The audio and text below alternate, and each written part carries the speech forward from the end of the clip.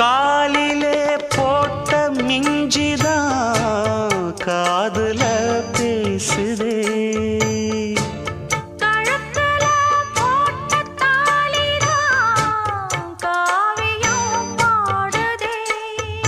நெத்தி சுட்டியாடும் உச்சந்தலையில் பொட்டு வச்சதாறு நான் தானே.